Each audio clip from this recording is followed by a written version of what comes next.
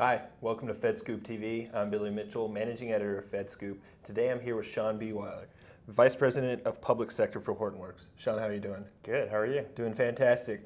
Shaun, we asked you here today to talk a little bit about what you guys at Hortonworks are doing with open source and how that's impacting the federal mission space. We're recognizing that data has become more of a renewable natural resource in the digital economy. So first off, I wanted to ask you right off the bat, how is data processing landscape changing from traditional data warehouses to more contemporary platforms? Yeah, it's been a real exciting evolution when you think about data. Data has changed in terms of structure and size and scope. You think about legacy, it was very predictable. You had things that were structured, names, addresses, things that were easily predictable and that you knew how it was going in and how it was taking it out. Fast forward to today, and data is as unique as you can imagine. You have data coming in different sizes and formats, pictures, videos, medical data, sensor data. Coupled with that, the volume is just increasing exponentially. So, in the past, it was very predictable the pace that was going to be the amount of data on your system, and now you've got various publishers and sensors and producers, and the evolution of Internet of Things is only going to compound that even further. Sure. Lastly, I'd say the expectations, right? The mission has changed. As you mentioned, data is the new king. It's the new expectation. And so the processing capacity and the use cases for data has evolved significantly. Yeah. So Shaun, how are public sector institutions benefiting from big data and other things like artificial intelligence solutions to perform their mission more effectively? So the insight and intelligence that users are obtaining through the data it's really astonishing. And you hear users complain about drowning in data, and when you think about the technology that's enabling users to see finished products of analytics or algorithms, they're able to really focus in on what they bring in value to the mission. And so to be able to try to take that insight through human capital, it takes quite a bit of time and often never gets completed. And so it really enables the art of the possible. Yeah. And then thinking back on the open source, what really are the benefits and then those challenges for open source solutions when you look at the big data?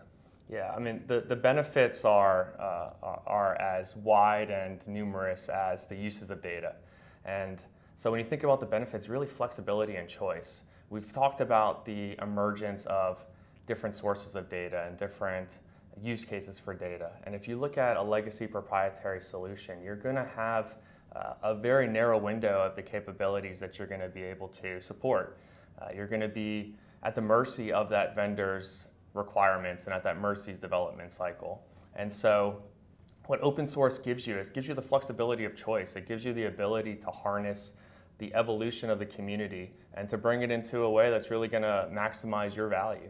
Most importantly, I think it gives our users the flexibility of their requirements driving the mission, their requirements driving the solution rather than the solution limitations driving the mission. That makes sense.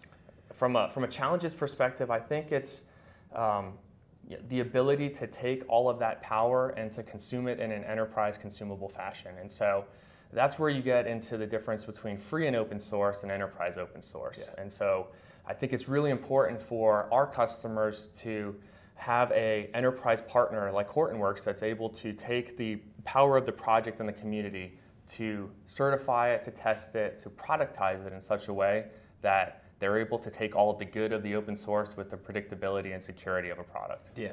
And then finally, how are big data services really changing the way that a public sector enterprise needs to rethink plans for the future where they might store and potentially analyze those big data sets?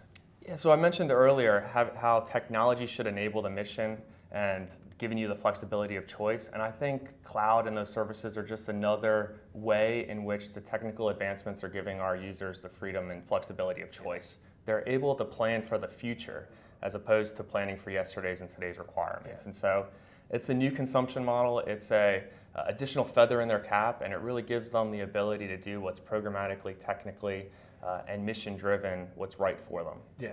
All right, Shaun, thanks for joining us. That's all the questions I have for you today, but it's been a pleasure chatting. Thanks for having me. Appreciate it.